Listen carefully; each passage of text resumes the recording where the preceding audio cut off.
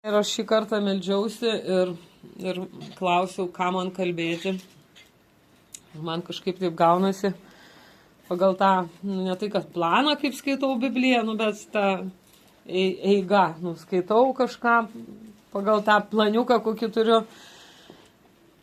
Ir kažkaip mane paliečia tam tikros eilutės ir šį kartą tai net man tai buvo, kad galvoju, ką čia kalbėti ir vienas eilutės užstrigo.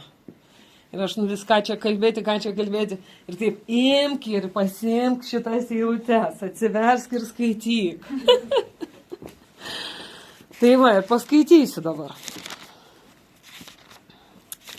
Iš Apaštalų darbų 7 skyriaus 5 eilutė. Čia yra kalbos dalis, kurią sakė Steponas. Prieš visą tą teismą, kai jį teisė, prieš visus tuos Sinedriono žmonės sėdinčius, jo paskutinė ir galutinė kalba buvo. Vienu žodžiu, ir visos tos kalbos esmė, kad jisai papasakojo, priminė žydam tą visą istoriją. Kas atsitiko ir kaip Dievas vedė ir kaip jis atvedė iki tos dienos, kada atėjo Jėzus ir kas yra Jėzus. Ir aš paskaitysiu 5 eilutę, kuri man užstrigo. Taip. Gal aš nuo biškį anksčiau pradėsiu. Gal paskaitysiu nuo 2. Vyrai, broliai ir tėvai, paklausykite. Šlovės Dievas apsireiškė mūsų tėvui Abraomui Mesopotamijui, kai jis dar nebuvo persikėlęs į Haraną. Ir pasakė jam, išeik iš savo krašto, nuo savo giminių ir keliauk į šalį, kurią tau parodysiu. Tada jis paliko Chaldėjų kraštą ir apsigyveno Harane. Iš ten, jo tėvui mirus, Dievas atvedė jį į šitą šalį, kurioje jūs dabar gyvenote. Izraelį. Ne? Kur dabar Izraelis. Bet čia jam nedavė paveldyti nė pėdos žemės, tik pažadėjo ją atiduoti jo ir jo palikonių nuosavybėn, nors jis dar buvo bevaikis. Ir žinot, kai būna, kiek kartų skaitai Bibliją, nežinau, kiek kartų būna skaitai ir kiek metų skaitai, ir vis kažkokioj pamatai tokį dalyką, kurio anksčiau niekada nematei. Ir dalyko, kurio aš anksčiau niekada nemačiau buvo. Bet jam nedavė paveldyti nė pėdos žemės. Tik pažadėjo, jog atiduos jo ir jo palikonių nuosavybę, nors jis dar buvo bevaikis. Žinot, įsivaizduojat, Abraomas nepaveldėjo nei pėdos žemės. Toj žemė, į kurią jį Dievas nuvedė. Čia yra, aš niekada taip nepagalvoju. Aš galvau, kad ten jo kaip ir nuolatinė tokia gyvenama vieta, jau jis ten pasodino ir tiesiog nesusimaščiau, nes aš žinau, kad Dievas pažadėjo šitą Kanaaną žydam atiduoti per Mozę, kad Mozė juos įves į šitą žemę, ves bent jau. Mozė galiausiai jų neįvedė. Dėl tam tikrų priežasčių įvedė Jozuę ir užėmė šitą žemę su Jozujai vadovaujant šitą tautą. Bet esmė ta, kad šitą žemę Dievas pažadėjo Abraomui. Kad tai bus jo amžinas paveldas, jo ir jo palikonių.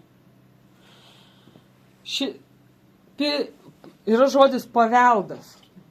Ir šitas žodis, kad Dievas kažkokį duoda paveldą žmonėm, jisai pirmą kartą Biblijoje atsiranda nuo 11 ir 12 skyriaus pradžios. 11 ir 12, ten, kur prakalba Abraomui ir pasako, kad aš tau įvesiu į žemę, iš šitoj žemėje aš duosiu paveldą tau ir tavo palikonių. Paveldą. Pirmą kartą. Ir pasakė amžiną paveldą. Visiems laikam. Neatšaukiama dovana, šita žemė bus Abraomo ir jo palikonių žemė visą laiką. Neatšaukiama, amžina, tai pasakė Dievas. Amžinas paveldas. Ir čia parašyta, jisai nedavė paveldyti jam nei pėdo žemės. Žinot, man toksai labai įdomus dalykas, nes iš tikro jisai iš to pažado nieko negavo. Ta prasme, dar nieko negavo. Žydam laiške, kur kalbama apie šitą istoriją, apie šitam, kur sako, tas skyrius, kur yra tikėjimo didvyrių skyrius, ne? Žydam 11. Kai pasakoma Abraomo istorija ir Saros istorija, kaip jie susilaukė Izaoko, ir sako, jie mirė nesulaukę pažadėtų dalykų, po jų istorijos eina. Nežinau, ten gal ir plačiau taikoma, bet liečia ir Abraomą, nes jie tarsi mirė nesulaukę pažadėtų dalykų. Tarsi jie nesulaukė šitos žemės, kurie Dievas jiems buvo pažadėjęs. Vienu žodžiu. Ir dar yra toksai dalykas su Abraomu, parašyta nepaveldėjo nei pėdo žemės.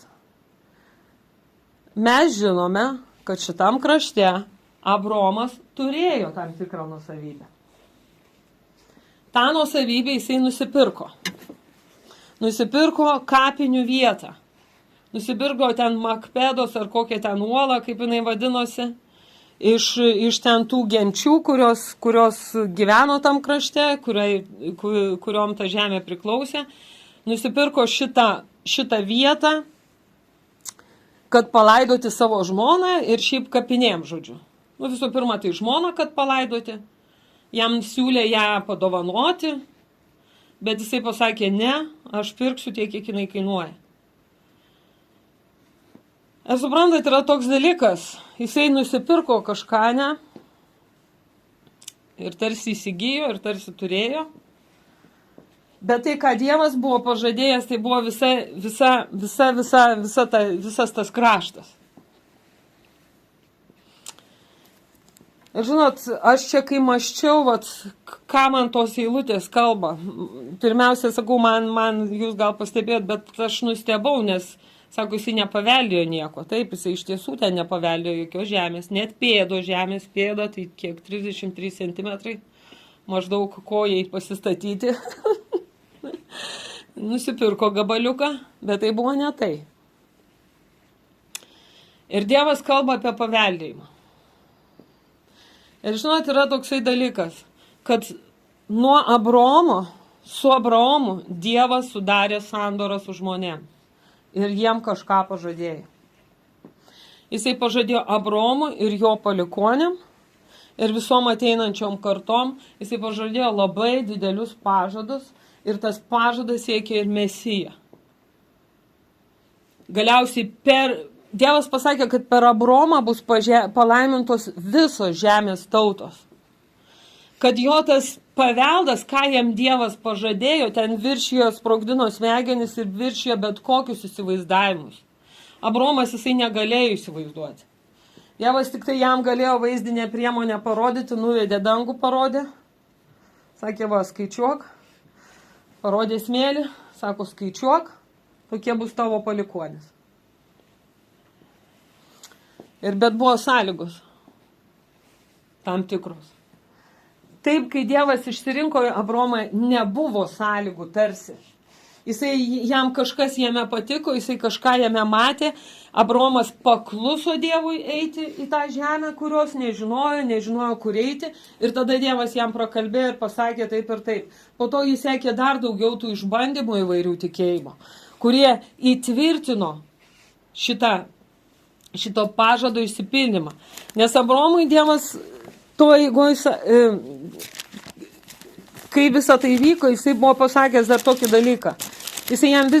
Tą pažadą Dievas jam kartojo ne vieną kartą, vis po tam tikrų įvykių ar prieš kažką. Galiausiai pasakė, po šitų įvykių vėl prabilojo Abraomą, čia 15 skyrius, regėjime. Nebijok, Abraomai, aš esu tavo skydas ir labai didelis atlygis. Viešpatie Dieve, ką tu man duosi, Abraomas sako, aš neturiu vaikų, mano namų paveldėtojas bus Damaskietis Elezaras.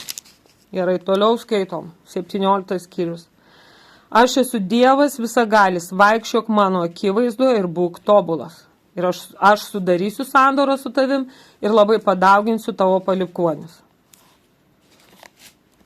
Atiduosiu visą Kanaano žemę visai tavo nuosavybė ir būsiu jiem Dievas, tai tautai.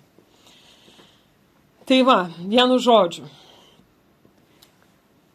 Paveldas.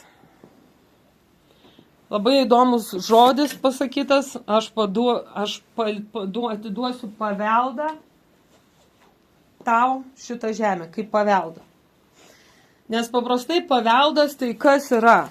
Kas yra paveldėjimas, jeigu taip teisiškai žiūrėti? Paveldėjimas tai yra dovana, neatšaukiama dovana, kurią dovanoja kitam, paprastai palieka po savo mirties, ane? Ir yra tam tikras santykis tarp to dovanojančiojo ir to, kuriam atitenka tas paveldėjimas, ane? To dovanojančiojo ar paliekančio palikimą. Tai aišku, tokie dalykai paprastai vyksta po žmonių mirties, ne? Jie paprastai savo turtą, visą ką turi, jie palieka, kažkam, paprastai ne bet kam palieka. Išsirenka kažką, ar vaikam būna padalina per pusę, arba iki vaikus išmeta iš palikimo, palieka kažkam kitam, ką laiko vertu. Žodžiu, palikimas, paveldėjimas yra toksai dalykas, kurį tai yra dovana ir tai yra neatšaukiama. Nes jau kai valia yra išreikšta testamente, sakysim, ar kur paveldėjime, paprastai tas žmogus jau ir miršta ir tada tas paveldėjimas įsigalioja ir tu jau jisai nebegali atšaukti. Aišku, būna vyksta grumtynės ir visokių teisinių niuansų. Kitas dalykas su paveldėjimu yra. Bent pas mus toj teisiniai sistemai. Paveldėjimas tave išsikviečia pas teisininkus ir pasako, taip ir taip, yra toks dokumentas, tau priklauso palikimas. Ir tu turi išreikšti savo valią. Ar tu priimi šitą palikimą, ar tu jo atsisakai. Čia yra procedūros dalis. Tu turi priimti, tave informuoja, taip ir taip, ir ar tu priimi, ar tu atsisakai. Tai antras dalykas, ne? Ir jeigu tu jį priimi šitą palikimą, tai dar ne viskas. Ta prasme, kad tu gali turėti tą palikimą teisiškai. Ir teoriškai tu jį turi, bet jeigu tu jo nepasimsi, tu jo neįgysi, kaip pasakyti, tu jo negalėsi naudotis. Aš, pavyzdžiui, turiu dabar tokią situaciją, ten biškai kitoks tikslas, mano tėtis mirė ir man reikėjo išreikšti tą valią, ar priimti palikimą, ar atsisakyti. Aš priėmiau palikimą, bet aš daugiau jokių veiksmų nedariau. Ten yra priežastis dėl ko, bet esmė pats tas faktas, kad aš jokių veiksmų nedariau. Ir aš teoriškai tas palikimas kaba, bet praktiškai aš juo nesinaudoju ir negaliu naudotis. Nes aš nepadariau tam tikrų veiksmų, kad tą palikimą, įgyti, ne? Kad jisai taptų mano jau, de facto, ne tik de jure. Ir žinot, įdomus dalykas, kad su Dievo karalystė yra lygiai taip pat. Kad Jėzuje Kristuje, kad Dievas sudarė sandorą su žmonėm per Abraomą ir tas visas jo išgelbėjimo planas, jis ėjo per visą žmoniją, kur vis labiau ir labiau buvo apreiškiama ta žinia žmonijai apie atpirkėją, apie Mesiją, kuris ateis, kuris atpirks viską. Jisai netgi, sako, Naujas testamentas, ne, buvo testatoriaus mirtis. Bet esmė ta, kad Dievas palikęs yra palikimą, davęs palikimą žmonėm. Tik su Dievu yra toksai dalykas, kad Dievas nėra miręs. Nes su paveldėjimu tai yra taip, kad paveldėtojas būna miręs. Tas, kuris skiria paveldėjimą. Būna miręs ir po jo mirties. Bet su Dievu, Dievas, aš nežinau, čia ar kaip metafora, ar kaip įvaizdis naudojamas. Palikimas, gal čia nėra visai juridinis terminas, kaip jisai Biblijoje naudojamas, teologinis. Bet yra esmė ta, kad mes turime palikimą. Dievas mums davė palikimą. Ir šitą palikimą mes įeiname per Jėzų Kristų. Nes sako, visų pirma, tai jisai Jėzų Kristų, žydam laiške mes sakom, kad skaitom, kad jisai visų pirma Kristų padarė paveldėtojų. Toj paskaitysiu pirmas skyrius. Nuo pirmų eilučių. Daugel kartų ir įvairiais būdais praeityje Dievas yra kalbėjęs tėvam per pranašus, o šiomis paskutinėmis dienomis prabilo mum per sūnų, kurį paskyrė visą ko paveldėtojų ir per kurį sutvėrė pasaulius. Žodžiu, visų pirma, paveldėtojų Dievas paskyrė Jėzų. Per tai, ką jisai padarė, per savo numatymą ir per tai, ką Jėzus padarė, Jėzus jisai atbaigė, jisai įvykdė tėvo valią ir tapo to paveldėtojų, de facto. Ir žinot, per Jėzų Kristų parašyta, mes taip pat tampame įsūniais Dievo. Kai mes priimame jo auką, kai mes priimame ir ta žinia, suprantat, kurią mes išgirstam apie tą palikimą, kuris yra mum priklauso, jisai ateina mum per Evangeliją. Ir per Evangeliją mes šitą žinią ir šitą palikimą jį arba priimam, arba atmetam. Tai vienas dalykas. Ir čia, kur visi mes čia sėdim, tai čia aš tikiu, mes visi priimėm tą palikimą. Ne? Sutikom, priimėm tą teisę į palikimą. Kai mes priimam Evangeliją, mes priimam teisę į palikimą. Haleliuja. Tik žinot, po to yra toksai dalykas. Va tas realus tas palikimo įgijimas. Ir žinot, Dievas mums kiekvienam turi dalį šitam palikime. Taip yra bendrai pati kaip idėja, kad palikimas žmonijai per Jėzų Kristų, kas visų pirma yra amžinas gyvenimas.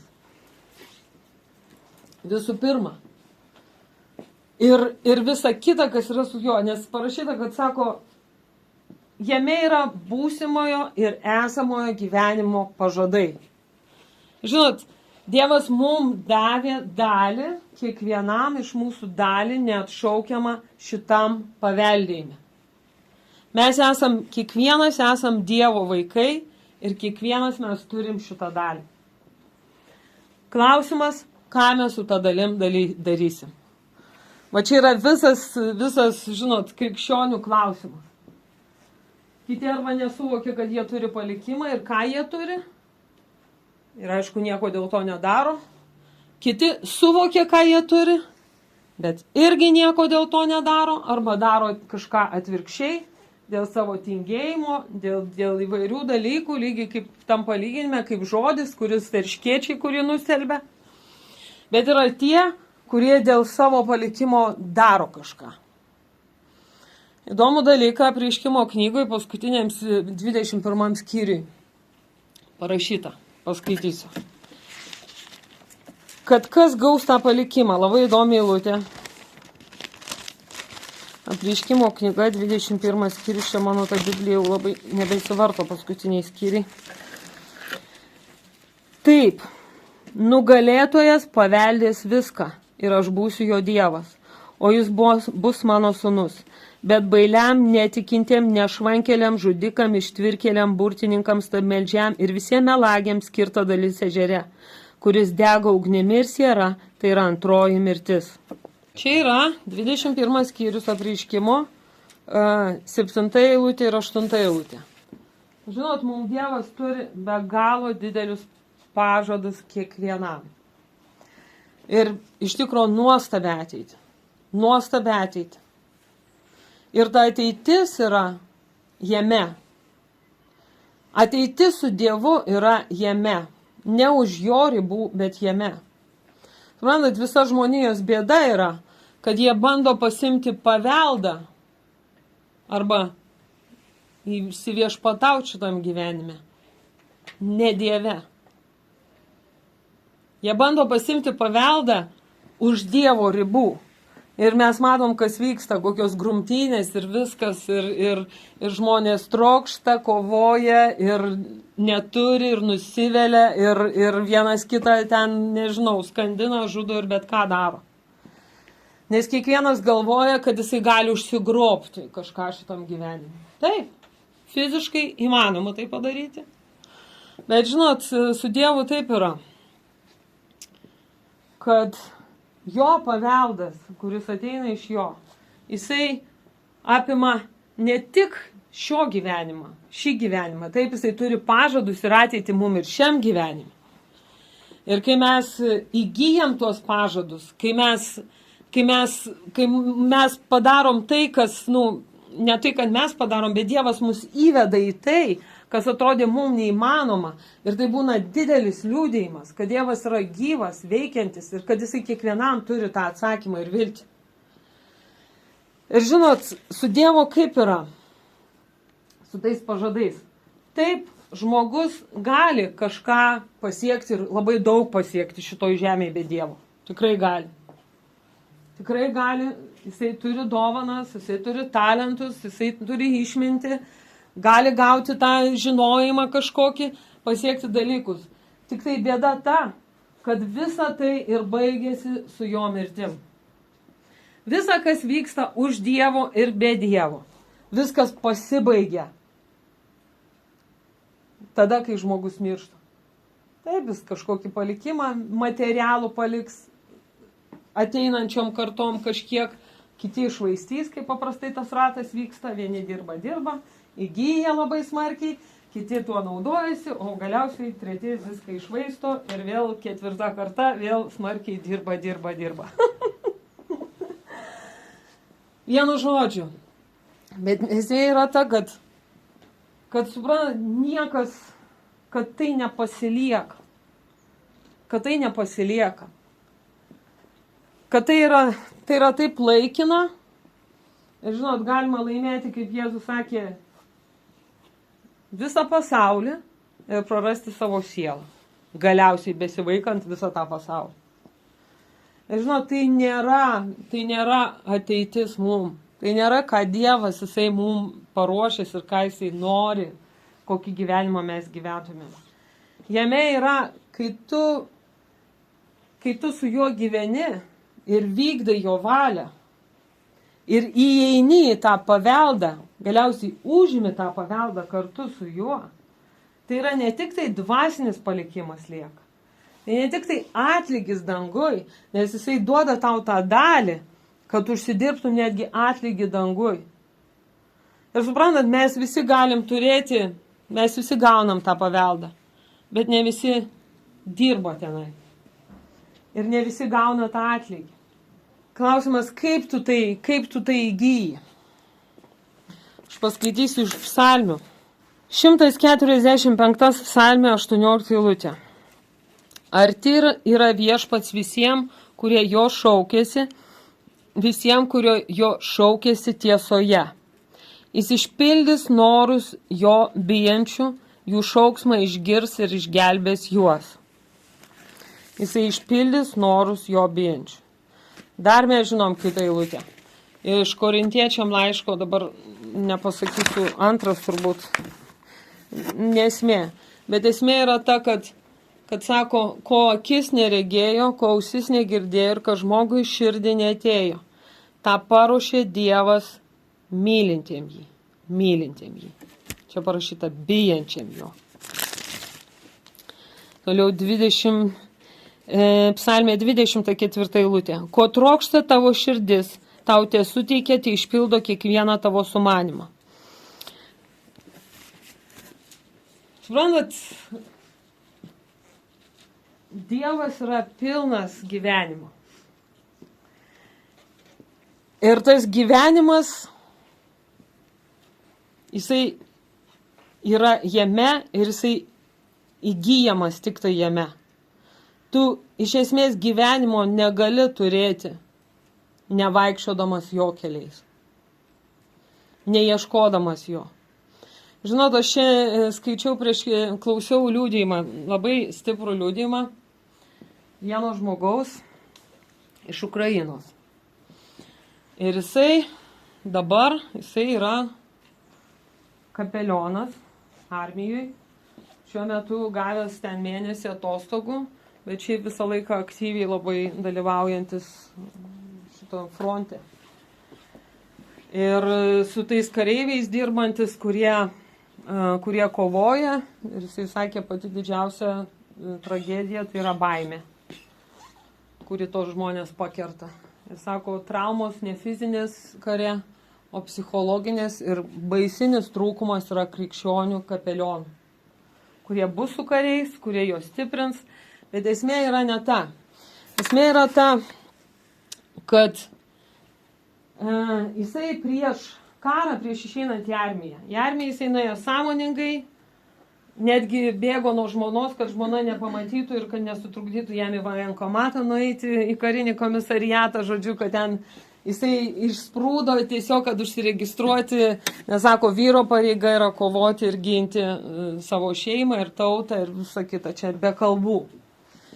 Bet kuo jisai buvo iki karo? Jisai įtikėjo, jaunas įtikėjo, ten 90 kažkelinti metai, bet esmė buvo, sako, aš gimiau šeimoje, kurioje visi norėjo mergaitės, bet gimė berniukas. Ir daug berniukų toj šeimoje, ne vienas berniukas gimė, ir žodžiu, ir jisai tame tarpe. Ir sako, kadangi mes gyvenom labai sunkiai, tėvas karininkas buvo, bet mes gyvenom labai sunkiai, ir sako, ir apsirengt nebuvo ką, sako, aš pradėjau siūtis rūbų savo. Tėvo tas karinės kelnes persidavo, ten prisiūdavo visokių, žodžiu, modelius darydavo. Ir sako, vaikščiojau pasipuošęs, vienu žodžiu. Bet esmė, kad jisai atrado savo talentą. Jisai tapo siuvėju. Ir galiausiai jisai tapo, siuvo ten viską, sakė, aš ko tik nesiuvau, paskui įstojo į mokyklą siuvimo. Vienu žodžiu, ir jisai įtikėjo tuo metu. Ir sako, paskui jau visas tas mano gyvenimas vyko santykyje su Dievu, per maldą daug kas. Ir sako, aš siuvau, ten daug visko, ko tik nesiuvau, ir batu, gal batų nesiuvo, bet daug dalykų, skirtingo labai profilio. Sako, galiausiai aš pamačiau, kad aš nieko negaliu uždirbti, kad reikia kažkaip atrasti tą sritį, specializacijai, kažkur susikoncentruoti.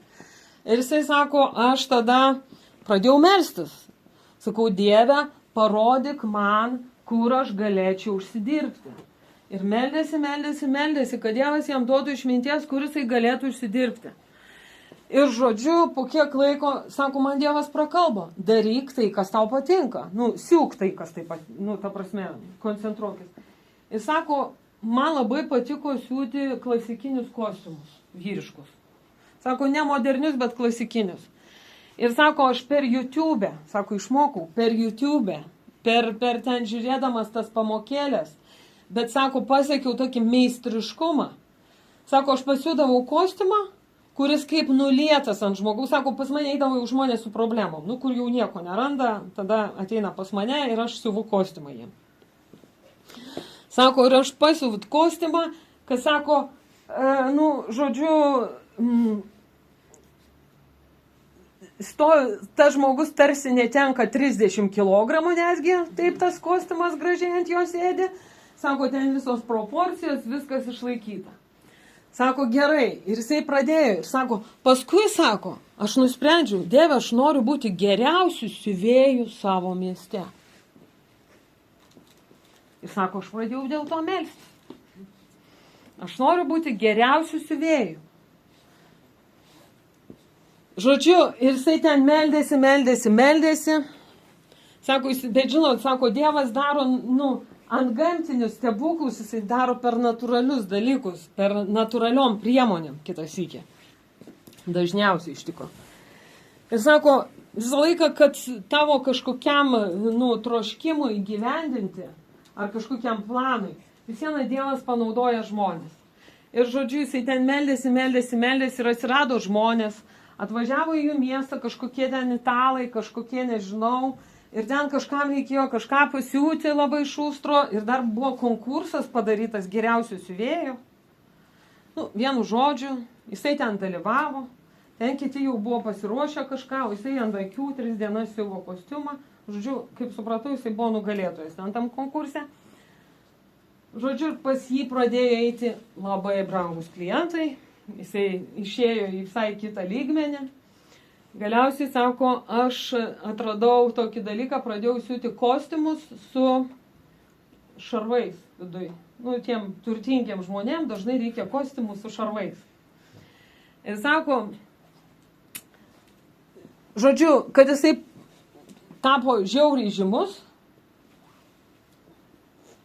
Ir sako, viskas tai buvo kartu su malda, bet aš dar pasakysiu. Jisai ne šiaip buvo žymus siuvėjas, jisai tarnavo bažnyčiui. Jisai turėjo lastelę, buvo lastelės lyderis ir dar turėjo paskui virš lastelių, šimtininkai jie vadinasi, dar kokį 10 lastelių lyderių, su kuriais dirbdavo. Kad jisai tarnavo bažnyčiui dar prie. Tai nebuvo šiaip, kad jisai gyveno savo šustrą, fainą gyvenimą ir, žodžiu, kaifavo ir darė, kas jam patinka. Ne, jisai gyveno su Dievu, realiai tarnavo Dievui. Ir sako, mano visą laiką tas tikslas, aš melsdaus. Sako, ir aš supratau vieną dalyką.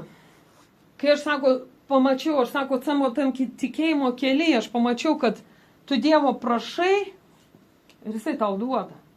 Sako, pas tave atsiranda norai, tu juos paprašai ir tau Dievas duoda. Sako, aš tiek įsicinkinau, tiek drąsos įgavau. Nu ir va tos drąsos rezultatas, jisai va visą tai geriausias siuvėjas mieste. Bet sako, esmė, ką aš supratau, bet iš tų rašto vietų, ne, kur sako, bijantiem viešpatės, jisai išpildo jų širdies troškimus. Sako, aš kai supratau, kad bijantiem viešpatės, sako, aš pradėjau gilintis į save ir į žodį. Suprantat, ir Jėzus ką pasakė, kad sako, prašykite ir aš jums duosiu, kad jūsų džiaugsmų nieko netrūkstų. Ir tas žmogus sako, aš supratau, kad tie, kurie bijo viešpatės, galiausiai, jeigu tu jo ieškai iš tiesų ir ieškai jo valios ir nori eiti jo keliais, tu myli jį, myli Dievą, kas reiškia, kad tu vykdai jo žodį. Ne šiaip savo žodžiais išpažįsti, kad tu jį myli ir tavo tik tai žodžių vertė, kuri nieko neturi iš tikrųjų. Bet kad tu myli Dievą, tu iš tiesų vykdai jo valią, tu būni su juo ir jisai įdeda tau širdies troškimus. Sako, aš pamačiau, kad Dievas išpildo troškimus, jisai pats juos įdeda. Ir sako, Dievas išpildo mūsų širdžių troškimus visus, tuos tikrus troškimus. Ne tuos, kuriuos tau primeta išorė ir tave spaudžia, kurie ateina kaip geiduliai kitą sykį, ne? Kažkokie va, geismas, kažkokių dalykų, kurių tau visai gal nereikia, supranti. Sako, bet aš pamačiau, kad jisai įdeda tuos troškimus. Ir tai yra mūsų paveldo dalis. Ir iš psalmės vieną vietos, nu, jisai pasakė, pas mus jinai yra kitaip išversta. Esmė yra, sako, tai yra Dievo šlovė, kai jisai išpildo dalykus, kur atrodė mum neįmanomi. Mum jie neįmanomi yra. Ir sako, ten viešpatė, tu esi mano uola. Ne, reikia surasti tą vietą, jinai labai svarbi, tik lietuviškai jinai truputį netaip išversta. 61 psalmė, 3 eilutė. Nuo 1 skaitysiu. Dieve, išgirs mano šauksmą, išklausyk mano maldą. Mano širdžiai apstant nuo žemės krašto šaukiuos tavęs, užkelk mane ant aukštos uolos. Tu esi man prieglaudas, stiprus bokštas, gintis nuo priešų. Ir va čia šitą užkelk mane ant aukštos uolos. Iš tikrųjų, lietuviškai va čia mūsų šitam vertime, kitam vertime plačiau jinai išversta. Ir aš žiūrėjau ir rusiškam vertime, ir išplėstinės Biblijos vertime. Užkelk mane ant aukštos uolos, kuri man nepasiekiama.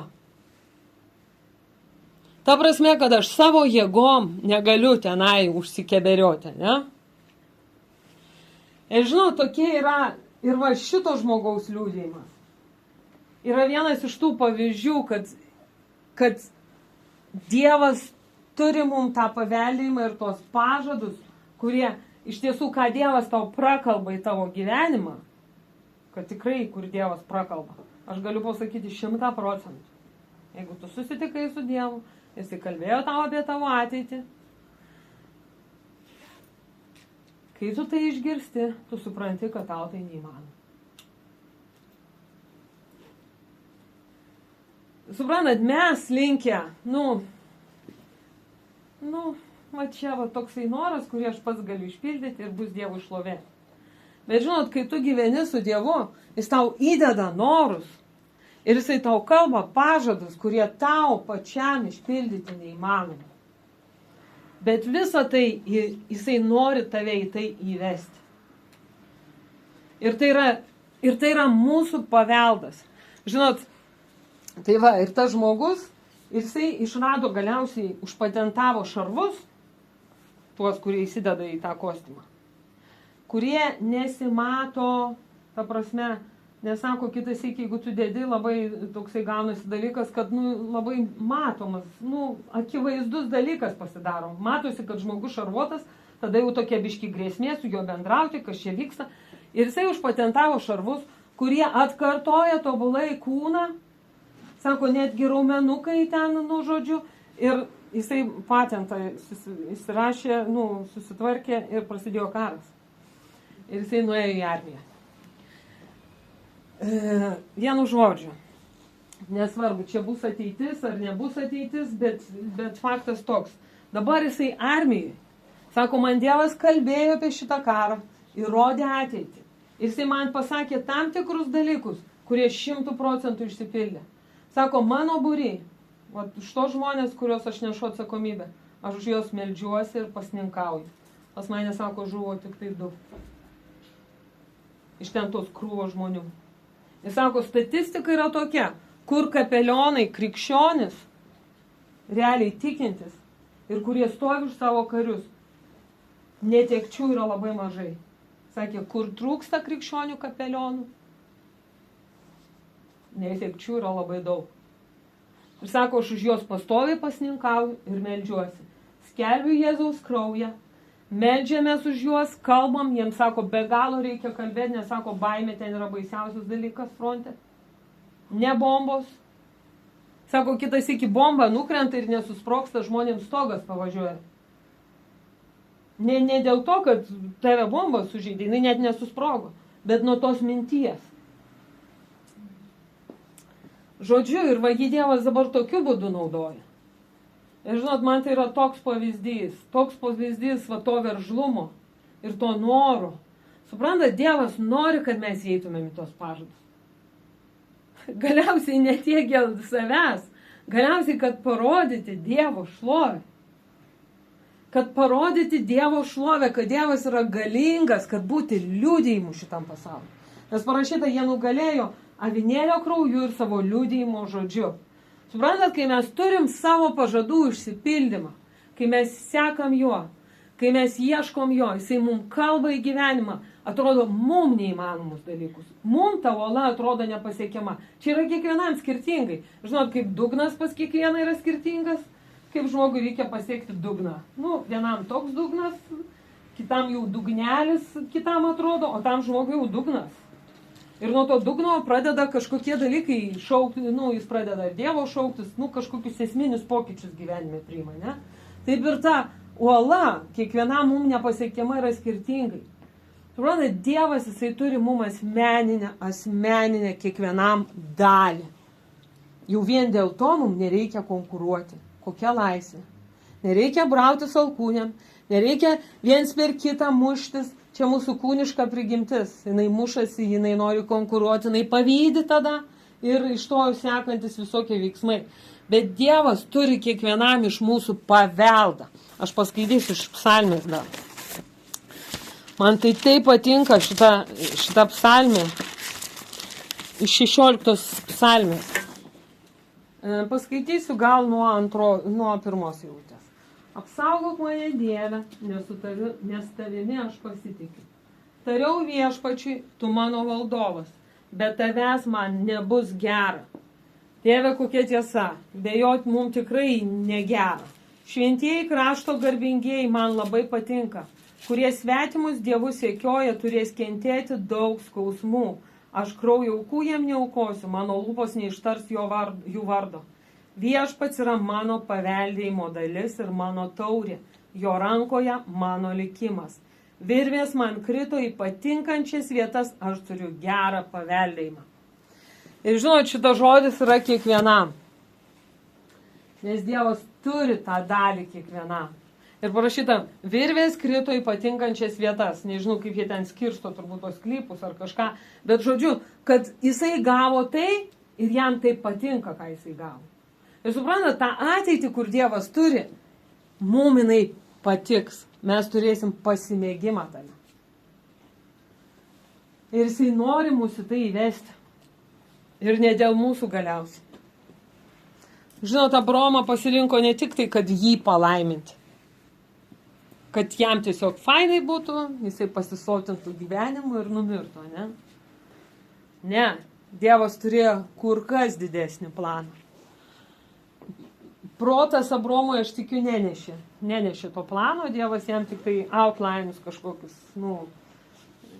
numetė, parodė, pasakė, kad aš esu tavo labai didelis atlygis, aš esu tavo skydas ir labai didelis atlygis. Ir mes žinom visą tą netgi nenudailintą Abraomo istoriją, kaip jisai ten ir nuvingiavo ne ten ir darė, ne visai tai, kas atrodytų tinka ir buvo pasiekmės. Bet galiausiai visienas Dievas padarė per Abraomą tai, ką jisai buvo sumanęs. Galiausiai gimė Izaokas ir per Izaoką, žodžiu, visa ta linija, per kurią atėjo palikonių linija, per kurią atėjo paveldėjimas ir palaiminimas visai žmonijai. Abraomui buvo pasakyta netgi, kad apie Egipto vergystę, kad tauta iš tavęs gims tauta, kuri 400 metų vergaus ir po to jinai bus išvesta. Jisai pranašas buvo, jam buvo Dievas apreiškęs tą ateitį. Aišku, bet jį ten mažai lietė, ne? Jį lietė, aš sūnaus neturiu, labą dieną. Kad tarnas panašu, kad viską paveldės. Tu man čia pasakoji, rodai, o aš sūnaus neturiu. Bet sako, Abraomas patikėjo, neturėdamas jokios vilties, jis patikėjo viltimi, kad taps daugelio tautų tėvu. Ir žinot, tai, kas atsitiko su juo, tai buvo jam neįmanoma. Tai buvo uola, kuri jam niekaip nebuvo pasiekiama. Jisai net vaiko neturėjo. Ir jokių šansų turėti nebuvo, jam buvo apie 100 metų. O žmoneliai ten 20 metų mažiau, o ne 25 ar kiek. Tai buvo neįmanoma. Bet žinot, tą, ką Dievas pasakė, jisai gabus išpildyti. Klausimas, ar mes to neįsižadėsim? Klausimas, ar mes eisim į tai, ar mes būsim su juo?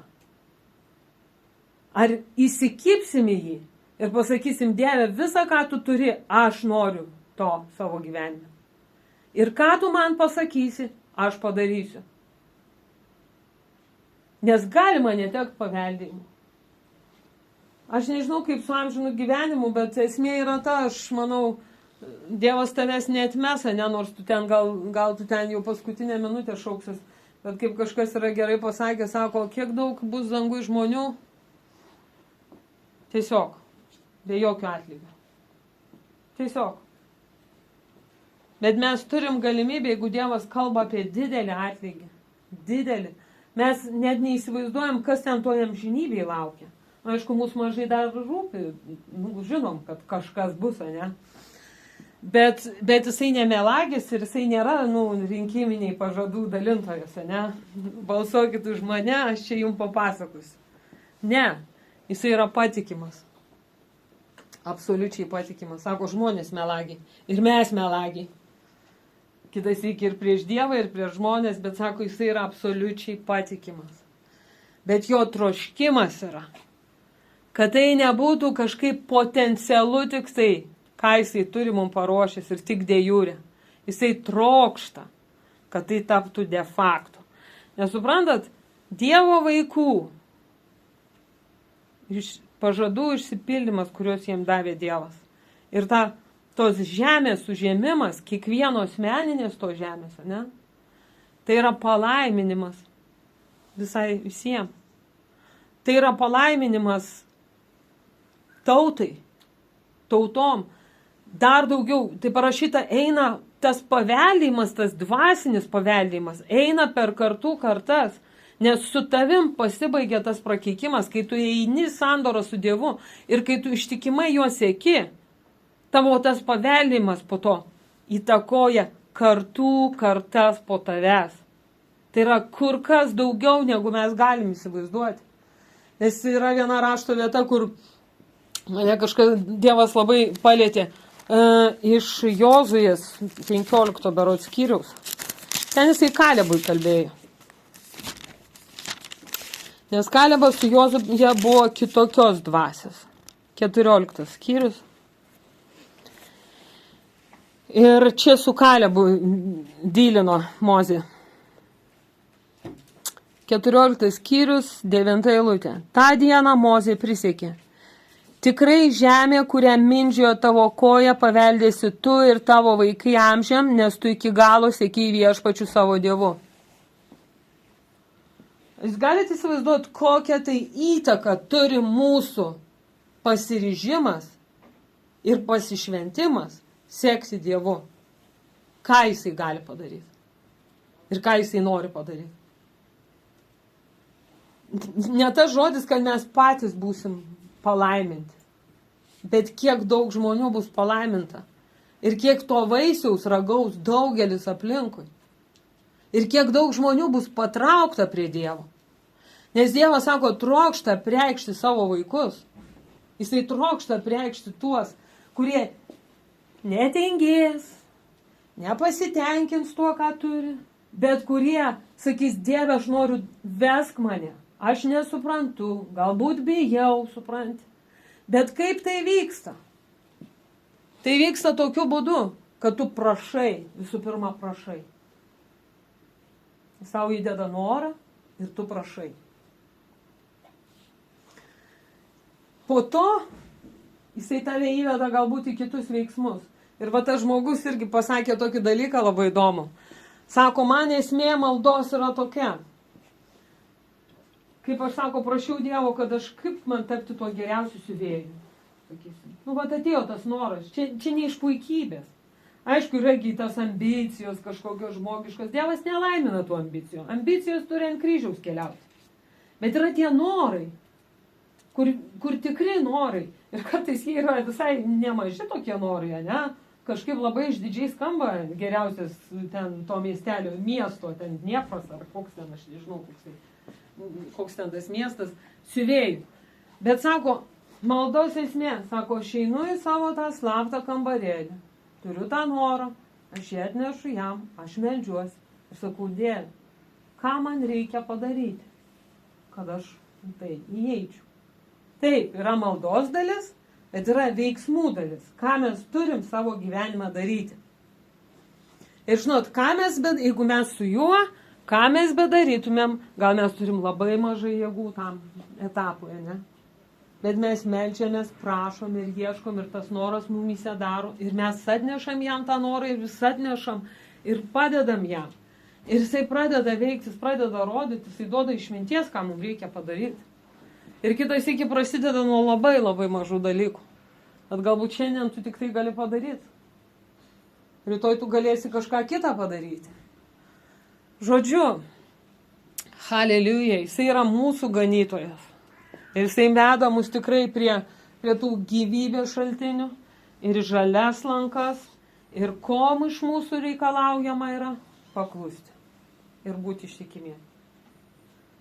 Visa kita yra jo. Jam reikia mūsų širdies, jam reikia mūsų, kad mes realiai atsakytumėm į tą meilę, kurią jisai mums parodė, realiai. Ir meilė yra vykdyti jo valią. Ir vykdyti jo žodį. Ir priklausyti jam, iš tiesų mylėti jį reiškia vykdyti jo žodį. Bijoti jo, ta šventa baimė. Ne paniška kažkokia paralyžuojančia. Ne, bet kai tu suvoki, kas jisai yra. Ir tu iš tiesų drebi prieš jo žodį, nesako, ką Dievui yra sudužusi širdis. Žodžiu, Dievas mums turi ateitį. Kiekvienam. Ir aišku, mūsų pasirinkimas.